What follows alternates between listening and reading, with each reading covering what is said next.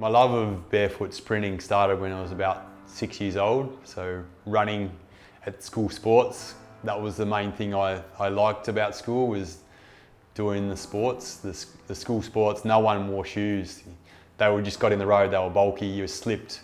So everyone ran the 50 metres, would have been back in those days, in their bare feet. So I just love that feeling of speed and freedom and winning. Go through the rope, go through the string first was awesome. So it's still good now, even though there's nothing on it at our sprint club, it's still a good feeling to cross that line first, to win the race, off your handicap. So it's awesome. I started sprinting again when I was about 20 and trained really hard for that as well and loved it, but I was like a draft horse. I was overtraining, I was training slow, and I was losing pretty badly as well. So it wasn't until I got a different trainer that had a whole different philosophy and a whole different knowledge of biomechanics and energy systems that I started training just twice a week, and totally changed. So at that time, he was big on just doing really specific stuff. So practicing acceleration, practicing top speed, that was it, and getting your body light. His optimal body was hamstrings with a skeleton body. So light up top, but hamstrings that could drag you across the ground, so propel you horizontally across. So that's where it's all at. That's what matters, is when you've got the ground contact, that's when you can be doing something, that's when you can be propelling your body forwards. So that's what it's all about, that efficiency. With bare feet, you learn about pure engineering, pure biomechanics, how the body is designed to be used. You learn about efficiency. When you're heavy, when you're making a sound, that is all indications that you're not being efficient. When you get really good at the bare feet, your foot can actually spread like that just before it lands, it fans out, so then it can absorb like that. It could land on that little toe and then work off the big toe like that. And like when you're in shoes, your foot can't fan out like that. When you're in bare feet, it can. You look down your foot and it's spreading like that. It lands like that, and then you go off the big toe. So a lot of people, even in bare feet, they can be heavy, they can be doing that. They're not letting it fan out and using that natural spring that the body has. Trying to be graceful, trying to be efficient, so you're not laboring, you're not laborious, you don't feel like you're fighting, you feel like you're free, you're smooth, effortless, but there's this connection through your body.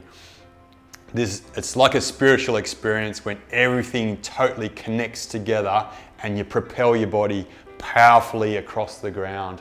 It's just the best feeling ever. And when you're just going from stationary to boom, out, that is just magic. It's top speed running is the ultimate physical experience of man, of a human. It's just the best. So the Barefoot Sprint Club really started in mid 2011. It's a time when I was playing basketball and I landed with a straight leg and my foot gripped onto the ground and I just snapped my ACL, my medial, and I had heaps of bone bruising. And so I was really wounded. I was at my kind of lowest point physically I've been in my life. From that depths of darkness, I had this urge that I wanted to sprint. That was all I could think about. That was my main focus, because that was the least thing that I could do right in that moment. The furthest thing from what my body was capable of, I wanted to do it. So I set my mind and my body up to be able to sprint. And then, so it was like 3 weeks, I could barely walk. And then after 3 weeks, I started to be able to get out of pain and move a bit, get better again. And then barefoot, I started shuffling like 10 meters, and then it got faster and faster over the weeks. And then within 8 weeks, So 5 weeks from starting, I was running flat out again. I was also doing a little bit of agility. So it was a pretty fast recovery once my body got through that initial trauma, where I had to kind of not listen to the outside world and all this stuff that was being injected about I need an operation, I'm an idiot if I don't have an operation. You're never going to be able to play sports again. I just had this resolve and this belief that that was bullshit and that my body could heal itself given the right conditions. So I also at that time, after 3 weeks after the injury, I started squatting in bare feet, so deadlifting and squatting, and I really had to tune into how the body worked and how not to strain and load the body in the wrong ways and jam it up. So it was from that crisis for me that Lift Club and Sprint Club were born. So that's been the greatest blessing of my life in that area of my life, is that injury that just catapulted me to understand the body and just explore it to the nth degree. So I've just developed it, and I got people to train with me. I didn't do it alone ever. I have done some sessions by myself, but very rarely. I've always got people in.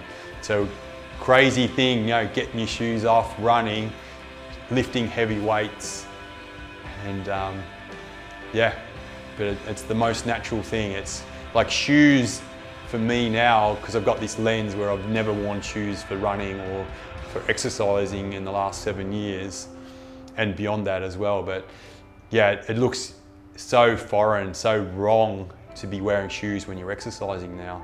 So it's that experience that has given me that particular perspective and understanding.